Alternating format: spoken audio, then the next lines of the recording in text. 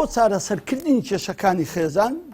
دوو حاڵەت هەیە. یان ئەوەتە ئێمە دەبی فەنی تەعامل لەگە مشکلەی فێر ببین، ئەگە مشکلەکمان هەبوو چۆن تەعامل لەگە ئەو مشکلە دەکەم، چکە ئەو کەسەی بەڕاستی فەنان نەبێ، لێزان نەبێ لە تەعامل لەگە مشکلەکە هەموو گەورە دەکا، گەورەکانیشی پێ حەل نابیتن. کەواتە ئەوە علمێکی تکەیە، ئەوە بابەتێکی تکەیە کە ئەمن لەو ئەو دەورەی کە خێزانی بەختەوەر بوو 2 سعات بەس باسی چۆنیەتی مامەڵەکردنی دروستی ئێمە لەگە کێشەکان کو مامەڵی بکەین، چکە بەڕاستی ئەوە خودی خۆی فەنێکە زۆر کێشە لە کۆڵ دەکاتەوە. زۆر جاران ئەسڵەن کێشە نییە، بەڵام چکۆت نازانی معاملەی لەگەر بکەیت، هەموو قسە و باس و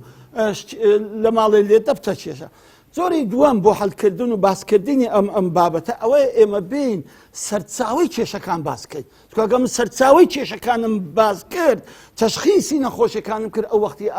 عیلاج ئاسان دەبێت. تەمان ئەگەر بەشی دووەم باس کرد، چکە بەشی یەکەم چکە باسم کردە بە 2 سعاتی و هەر لەو برایانی ئەنستوتیش بڵاویان کردەوە، دێمە سەر بەشی دووەم بە چارێگەکی ئینشاءالله دێم 10 هۆکاری زیادبوونی یان دروستبوونی کێشەی خێزانی باز دەکەم. 10 هۆکار تەڵەن گەلک زۆرە، بەڵام هەموم لێک قژەکردینە و لێکم ئەوەتینە بەس ئەوە بتوانم بە چارێگەکی تەواوی بکەم. تەڵەن یەکەم هۆکار کە بەڕاستی دەبتە هۆی کێشانی خێزانی گوناحە. واللهی گوناح گەورەترین هۆکاری مشکلەی ناو ماڵە. کابرا ئەگەر گوناح نەکە تووشی تریاک نابی، ئەگەر گوناح نەکە تووشی نێرگە لە خواردن نابی، تووشی کۆفی نابی، تووشی برادری خراپی نابی، تووشی خیانەت نابی. هەمووی ئەوانە تەنها لە خوا نەترسانە، تەنها گوناحکردنە کە بەڕاستی کێشەکانی خێزانی لێ دروست دەبیتن. کەواتە چەندە خێزان دووربی لە گوناح، خۆ بپارێزی لە گوناح، کۆما مامۆستایانش ئیشارەتیاندا بەڕاستی ئەم خێزانە دەتوانی 170 کێشەکان لە کۆڵە خۆ بکاتەوە و دووربی لە کێشە خێزانەکان. دووەم حاڵەت کە باسی بدەین ئەوەیە گوێنەدانە حەق و مافەکان یەکتر. یعنی بەڕاستی ژن و مێرد هەنا، کچ و کوڕ هەنا، ئەسڵەن نازانین ئەو حەقەی کە لەسەرەتی چییە، و ژنەکەش نازانین ئەو حەقەی پیاوی کە پیاو لەسەرەتی چییە، کە نازانن پێشێلیشی دەکەن، نەزانینی ئەم حەق و مافانە لەسەر یەکتری کێشەکان دروست دەکەن. ئەگەر هەر بووک و زاوایەک ئەگەر پێشتر بەڕاستی متاڵایەکی کردبی، جێ لەسەر مامۆستایەکی ڕاگرتبی، حەق و مافەکانی یەکتر بزانن، ئەو کاتە مڕاعاتکردنی ئەو حەق و مافانە زۆر کێشەکانیان لە کۆڵ دەکاتەوە. خاڵی سێم لە سەرچاوی دروستبوونی کێشەکان ئەوەیە کە وتی مامۆستاش فەرمووی تەدەخلی کەسی سێم لۆ ناو ماڵی خێزان. یعنی دەبینیت وتی مامۆستا فەرمی خەڵک هەر لەو گۆڕی تەداخلی مەشاکلت دەکە، یان ئافرەتێکە مشکلەیەکی بچووکیە دێ لەکن کەسی سێم باز دەکە، ئەو لەی گەورە دەکە، گەنا خۆی کێشەکە هیچ نییە. زۆر جاران کێشەکە حەلیش بوو، بەس ئەو هەر وازنانی ئەوی دەرێ، هەر وازنانی کێشەکەی لە دڵیوی حەل نەبووە. دێکەواتە تەدەخلی کەسی سێم، داک بێ، برابی، خوشک بی، جیران بی، هەر کەسێک بێتن، ئەوە سەرچاوی کێشەکانە و کێشەکان گەورە دەکاتن. خاڵێکی تر ئەوەیە کە بەڕاستی ژن و پیاو تەرکیز بەس لەسەر خراپی یەکتر بکەن، ئەو هەموو جوانی یەکتر، ئەو هەموو چاکەی یەکتر، ئەو هەموو خۆشەویستی و مەحەبەتی یەکتر نەبینن، بەس تەرکیز لەسەر خراپی یەکتر بکەن. یعنی هەردووکیان عینەکەکی ڕەشیان لە چاوە، فەقەت ڕەشی یەکتر دەبینن. ئەمە زۆر خەتەرە، ئەمە سەرچاوی یەکێکە لە کێشە، یان زۆری کێشەکانە کە پیاو بەس نوقتە سلبیەکانی ژن ببینی و ژنیش بەس نوقتە سلبیەکانی پیاوی خۆی ببینی. خاڵێکی تر ئەوەیە دڵپیسی و بەدگومانی. ئەو زۆر خەتەرە، دڵپیسی و بەدگومانی زۆرەکە هەیە بەخۆی، یعنی ویراسیە. ئەو کوڕە بابی دڵپیس بووە، بەخۆشی دڵپیسە، یعنی بیشی کوژی ناتوانانی، یعنی ناتوانانی لەو حاڵەتەی دەرچیت. کە دڵپیس بوو زائیدەن ڕەزیلیش بوو، ئەو ماڵە کاول بوو، چکە دوو سیفەتەیە. پیاو لێبی ئەو ژنە ئیبادە بوو، تازە لێی گەڕی مرد، هەر بە حەقیقەت جەهەنەمی توش بوو. ئەوەی کە پیاوەکە دڵپیس بی و ڕەزیل بی، خۆ ئەگەر ڕەزیل نەبی دڵپیس بی بەڕێک باشترە، بەڕێک ژیان نەحناسەکی تێدایە. بەڵام دڵپیسی ئەگەر ویراسی بوو ئەو هیچ عیلاجی نییە. بەڵام زۆر جاران دڵپیسەکە دروست دەبی. چۆن دروست دەبی؟ لە هەندێک تەسەڕوفی گوماناوی ژنەکەی،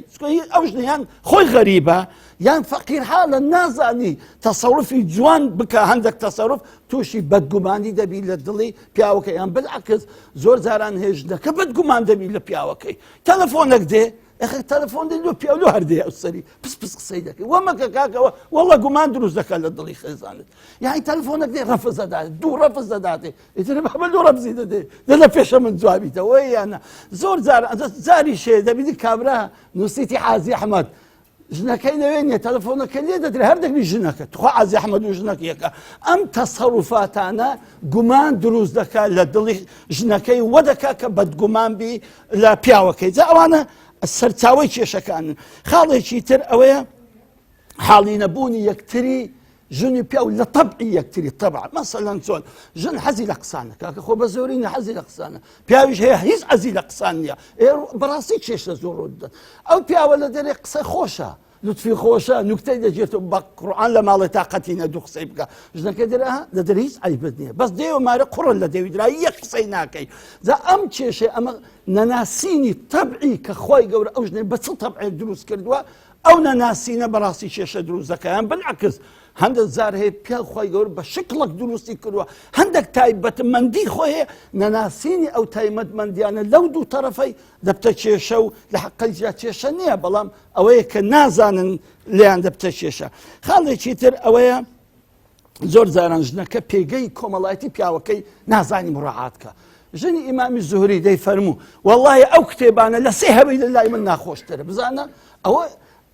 اعتبارنا كردني بيجا ومكانتي بياوكي زور تيشلو بياوكي دروز دكا بو امام استا لبدايتي دا بس كف إكر يعني براستي اگر بياوك عالم بود نسيجنا شي زاهي بينك قدري كتب كان النازاني قدري او كتبان النازاني قدري او هم علم نازاني تسواني علم وكتاب او بهم يسيف نسيسو تايناني لكن وياك مسقال زيريناني كواتب نناسيني بيجي كومالايتي او بياوي براسي ودك شكان لو مالا زور من خالي شي تر لواني كسرت ساوي تشيشنا او ايك بياو لحوش تشي مالي بزوابي براستي اول مالي زور مشكله لسه صابوني بزوابي لسه شكري بزوابي لسه مطبخي بزوابي لسه شيوي بزوابي لسه حموش تشي بزوابي لسه صلاتي بزوابي لغسالي بزوابي لنيونان بزوابي او زور ناخوش يعني او افرته زور ازار دخوا ذا زور زارن هي افرت رد فعل زور بقوه برام بالبياوكي اصلا بياوك نازاني لو افرته ودكا نازاني او بياوا هند زحمه لماري لحموش تشي بزواب دي لو او رد فعلي او جني بشويه خالي شي ترك اخيرا كباسي بكم او هرب جاردني هلا براستي لبدايتي را كسر نزاني جنك هرب جري او بدايتي كان دس بيدا كاتل زابويه او كسي كذا صدا خوازي او قسم لتنزيج كردوا هر كسي كذا صدا خوازي افرتك دبي سي شتي لقى خوي بابا يعني او سي بيكا ولا خوبا ضلي ساوي عقلي او زادتواني افرتكي ريكو بين بدوستو بلام جنزي ايما سكت للسوشيال ميديا وشي ما مسافر مو الا تيك توك ولو انا دي بنتو بس ساوي لقى خوي دابا يقدر اوجنا تلك اوتي بيداك هم عيبي عاربه ديار دكويتن بزانا كواتب براسي او كره جنزه كذا ساوي دا خوازيان كتير دبينتوا وقتك اشهر واك كره دبينتوا زور بيوسات ساوي وعقلي وضلي نك او بري والله كاكا والله مظلم قرتيتي كاكا ظلميشه لصشتاني جدنيشي دبي عقد دربي يعني تسم بيدر كاكا والله او كسكلشي تونيا لا ما ناوشي توا اصل فصلي توا مننا والله ظلم قرتيتي وعاشقي ما لبوي مرديا زور زارن دبيني كسكرك شي بيكا ودبيني كرك زور زوانا جدك زور ناشيرنا حق دبيوت كوره بيو كسينا بكاكا ولا بدلوي تمشاكا ورا بتساوي مشاكل الكلاميكوا كواتا عزيزان هربجار دني هلا زور بداية المشكلة كان بوي سبحان الله لو بيغمبر عظيمة عليه الصلاة والسلام بخوي تدخلي كردو لهربجار نكات مع العلم هو مسألة شي حريتها تبقى كيف خود سجنك ديني بلام لبر اوي لو مرحلة جن هنا لبازة حتى بيستو بينزي كزوري خلقنا ديني زوري هلا دكا بوي بيغمبر خو عليه الصلاة والسلام رحمة بأمتك خوي بخوي بجداري كردو بخوي هاتيات لۆی هەردەبژێری دەفەرمی تونکەح المەرأة لأربع ئەوانەی کە خەڵک نەدەینن لە بۆ چار شتە لۆی ئەو پێدر فرد ذات الدین تەریمە دیەداک لۆ بۆی فێری بکە ئەوەی خاوەن دینە واللهی جوانیشی لەگەڵە جەمالیشی لەگەڵە حەسەبیشی لەگەڵە و ڕێک و پێشیشی لەگەرە و لۆ کچەکانیش پێی دەڵێ من جاءكم ترضونه دينه وخلقه فزوجوه لۆ وەلی ئەمرەکان پێیان دەڵێ ئەگەر ئەوانەی دێن خاوەن دین و ئەخلاق بن ئەوان کچیان بدەنێ کەواتە هەربژاردن زۆر ئەساسە لە بیدایەتی پرۆسەی زەواج ئەگەر زانیت هەری بژێری بەختەوەر دەبی بۆی لە مەسەبی ئیمام شافعی زۆر تەرکیز لەسەر کوفر دەکا بەڕاستی دەبی ئەوانە کوفر بن ناکرێت و دەوڵەمەند دەچی ملیاردێر و مامۆستا دەگوت ملیاردۆرە چییە ئەوە زۆر دەوڵەمەند یعنی ئەوانەی بە دەفتەرێکی دەرێن یەک ئەوانەی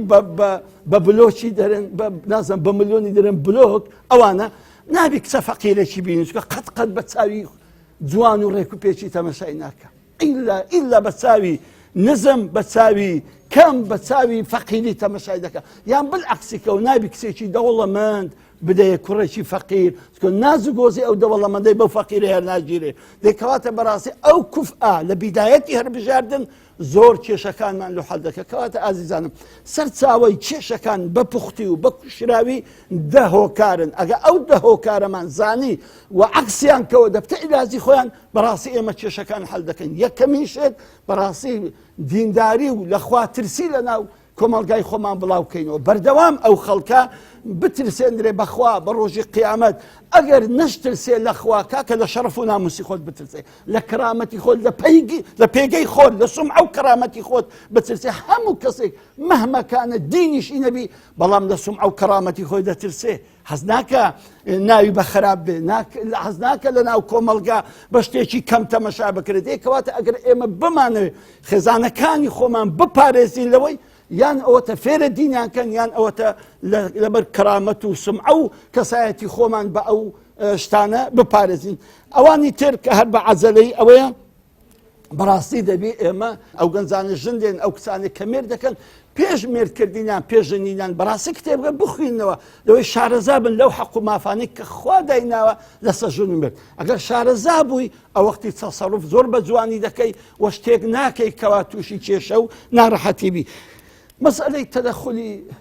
کەسی سێم ئەوە زۆر میمە یعنی حتا پێیان دەکرێت ژن و مرد قەت مشکلەی خۆیان نەبەنە دەرێ با لە خۆیان دانیشن حەلیکن ئەوەش فەنێکە کە پێشتر باسم کردووە بەڵام کەسی سێم کەنجین تەداخل بکە ئەو وەختی خوای گەورە بخۆی تەحدیدی کردیا ئەو وەختی ئەو ژن و مێردە مستەحیل بوو کە بتوانن پێک بن یان مشکلەکەیان گەورەتر دەبوو ئەو زە حەکەمەن من ئەهلیها و حەکەمەن من ئەهلی یەک لەو بەرە یەک لەو تەرەفەی عاقڵمەند دادەنیشن کێشەکەیان لە بۆ حەل دەکەن حتا بخۆیان پێیان بکرێت کێشەکە باز نەکرێ بەڵام ئەگەر باسیش کرا لۆ کەسێک بێ کە ئەهلی سیقە و مەشوەرت بێ نەک لە بۆ هەموو کەس بەس بەداخەوە کوڕە مشکلەشی دەبی زوو داچی تێدەگەین زۆر داچی قوڕ بەسەر ڕێگڕقی لە بووکەی دەبتەوە بە حەیاتی لێ خۆش نابی لەگە کوڕی پێکاتەوە هیچ ئایبیانێ بەس ئەو داکە ڕقی لە دڵی مایە کەواتە بالعەکسیش چەند ئێمە خەڵک مشکلەکانمان بزانن ئەوەندە کێشەکانمان لێ گەورەتر دەبی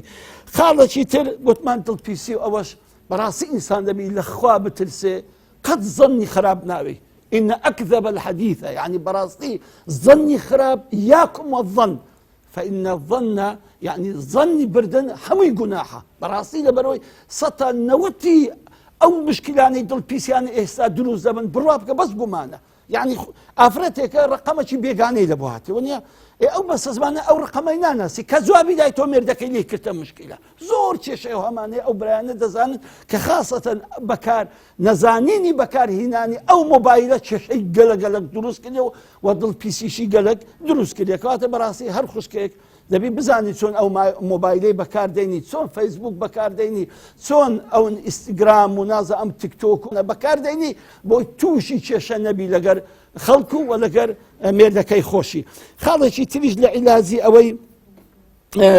بەڕاستی ئافرەت دەبی مەسەلەن دائیمەن مراعاتی پێگەی کۆمەڵایەتی پیاوەکەی و مراعاتی جرفانی پیاوەکەی بکە زۆر جاران ئافرەت هیچ مڕعاتی جیرفانی پیاوەکەی ناکە وەدەکە ئەو پیاوە تووشی قەرد و فەرد و تووشی ڕیبا و تووشی 100 مشکلەی تکە بیتن کە ئاخری سل بەندەگەڕێتەوە بین عیلاقەی بەنی ژن و مێردەکەی دەکەواتە بەڕاستی ئافرەت دەبی زۆر عاقڵ بێ بەوەندەی ڕازی بێ کە مێردەکە لۆی دەینەوە بۆ ئەوی ژیانێکی خۆشیان هەبی و مڕعاتی پێگە و کەسایەتی مێردەکەی بکە بە گەورەی بزانی تیباری لە بۆ دانێت ئەگەر ژن قدر و ڕێزی مێردی خۆی نەزانی کەسی کە دوای ڕێزی نازانی ئەو ڕێزی مرد لە ماڵێ دەست پێ دەکە ئەگەر ژن مێردی خۆی گەورە کرد مندارەکان حەدیان نیە بە چاوی کەم تەمەشای بابیان کرد و برایەکانی و خزمەکانی هەموو حرمەتی دەگرن ئەمما ئەگەر ژن پیاوی خۆی سوو کرد هەموو خەڵک با گەورەترین پیاو بێ هەر بە سووکی تەمەشای دەکەن.